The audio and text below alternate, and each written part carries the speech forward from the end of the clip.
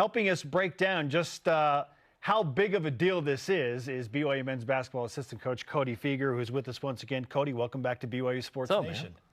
How you guys doing? I appreciate you guys having me on here. Stoked. Huge game tonight. Yeah, like both you said, top 5, 10, 25, and a bunch of stuff that matters. This is, to me, I just said it on the show, but one of the biggest games BYU's ever played. And we're going to say that a bunch of times here. But it's a huge opportunity. Every game you have a chance to prove yourself, and anybody can beat anybody in this league, and we've seen it so far. Yeah, you just hit the nail on the head right there. Yeah, it's, anybody can beat anybody, and every game's tough, and it's fun, man. It's awesome. It's everything we want. We get to prove ourselves, like you said, every single night. As you try and encapsulate what happened on Saturday against Texas Tech and the 16-point lead, and it slips away, but knowing that you have the number 4 team in the country coming to the Marriott Center on Tuesday, how do you mentally process through all of that to get right and get ready for, as Jerry mentioned, one of the biggest games in BYU basketball history in the Marriott Center? Yeah, I mean, for us, you know, we met as a staff and we talked about it, and then we brought our players in and watched some film, you know, Monday morning on exactly where we need to get better, right? At the end of the day, it's the whole thing is, with the Texas Tech loss, how can that help us prepare us for this next Houston game? Because it's a one-day turnaround, it's a one-day prep, and we have a dang good team. We should be as confident as all get out, and you know, we just showed them a couple things where we need to get better, and we need to stay locked in for all 40 minutes of this game, because every night we're playing a really good basketball team with really good players, and for us, we always have to be pedal to the metal, and we can't let the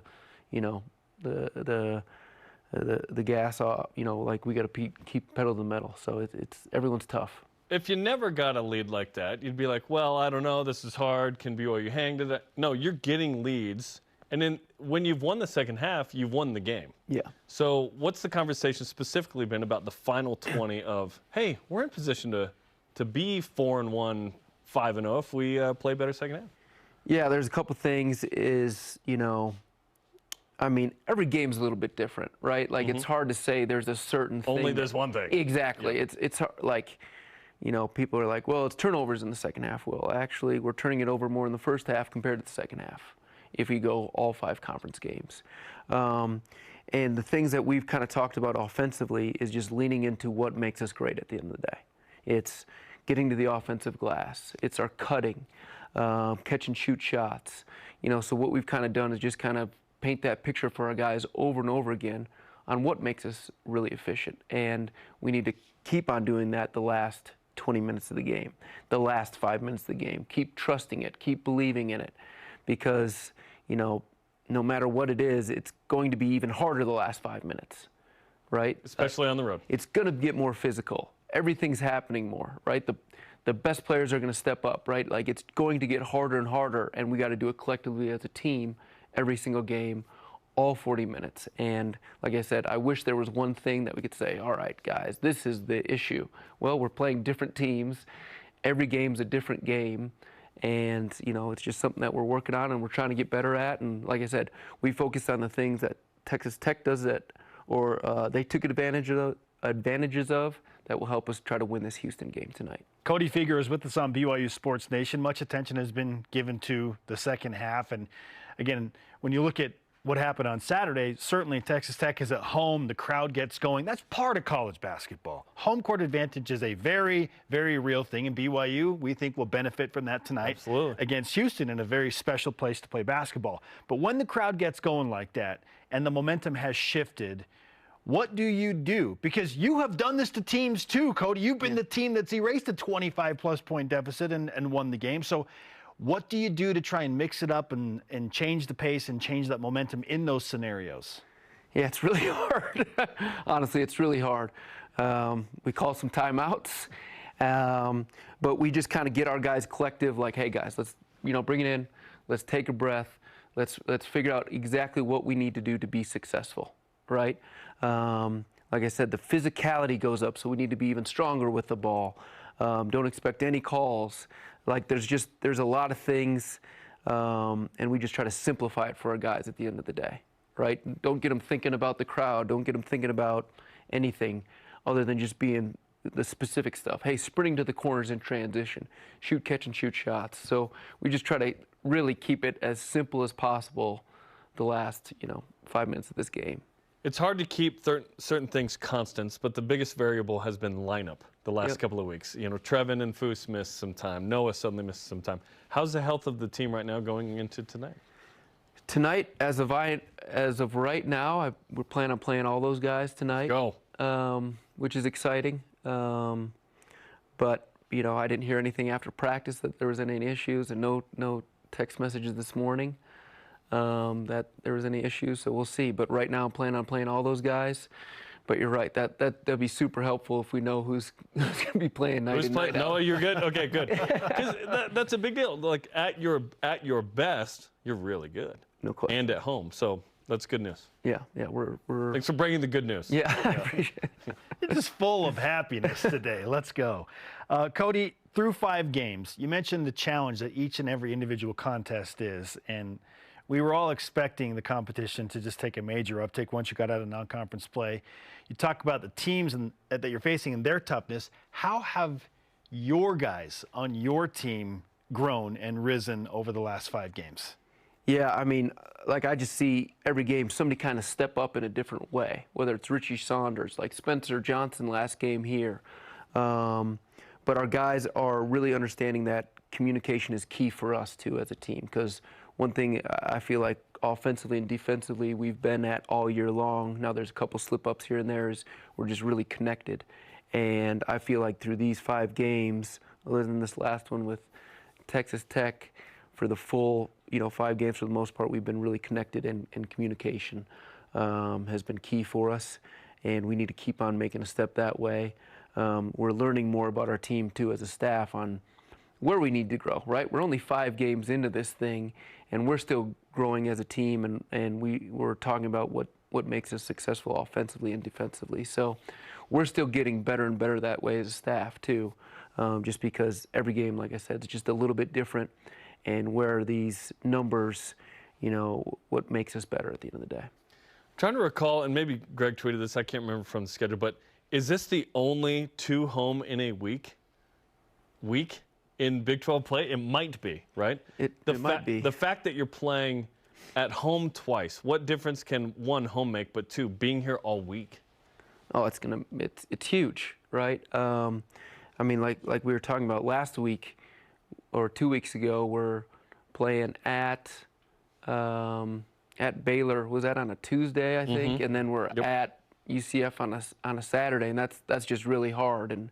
And we got film, we've got scouts, we got all this stuff to go over, practice and everything. A pit stop in Arkansas to refuel. Yeah. That happened? Pit stop in Arkansas? Yeah, so coming back from UCF, it took about 6-7 hours to get back. That's why it took so long? After the game, and then we played Iowa State on a Tuesday.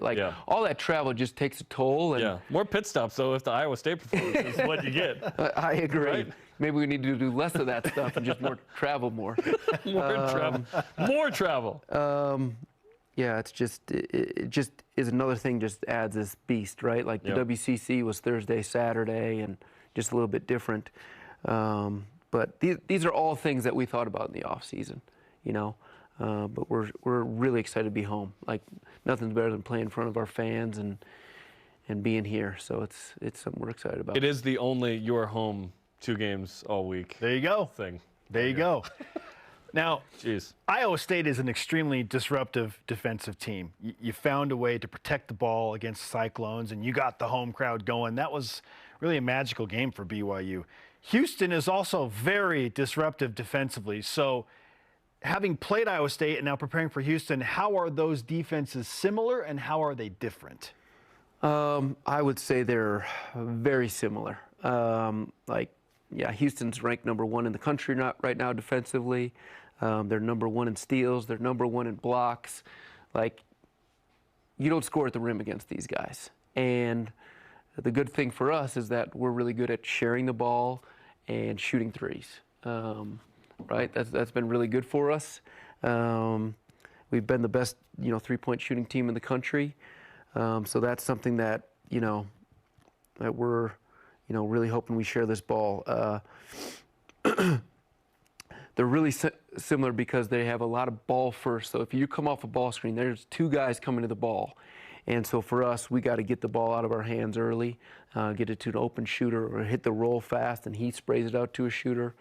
So we got to really move this ball tonight. That's something that really kind of affected us against Texas Tech. We didn't move the ball in the second half as well as we have the first half. So there's one thing for that game. Is this faux wood or real wood? Do we know the answer there? We're good. We're good on that. Yeah. Hopefully it's. I hope so. Hopefully it's real wood. Let's go. They can still win despite shooting a poor percentage. They've done that twice where they were sub 40%. Granted, the two losses they shot sub 40%. Defensively, do you have to hold them to some kind of number like that to feel like you have a better chance? I mean, there's always a goal. Like, we have an unbelievable defense. We're top 20 defense. You're underrated. We don't talk about it. You're top 5 in points per possession allowed. Yeah, our physicality, our effective field goal percentage defensively, like, our guys are really connected, like I said, play at a really high level and really rebound.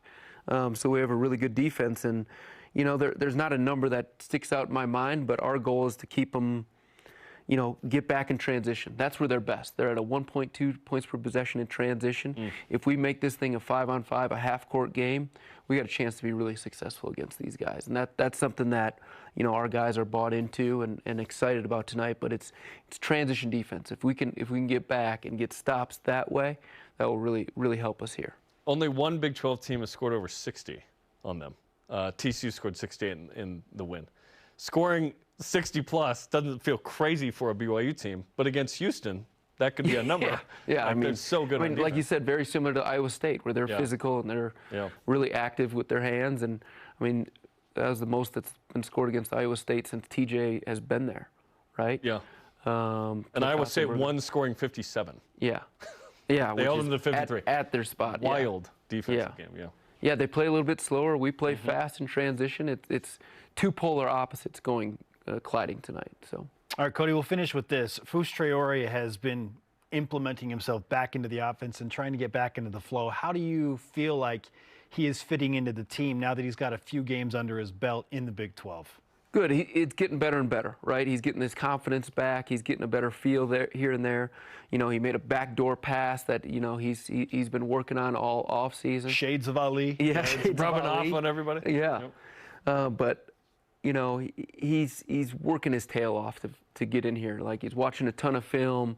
The guys all love Fus. It was his 22nd birthday yesterday. He is working his absolute tail off to get better. And he's going to be, and he's going to keep on getting better and better. It's such a confidence thing, right? Sitting out basically a month and a half is not easy. And then when you step in, you're stepping against the best players in the country. Cody, great to have you on BYU Sports Station. Thanks for coming in. Have fun tonight. Cannot wait to watch BYU line it up against the Cougars in red. Let's go, man. Appreciate you guys. Thanks, Cody.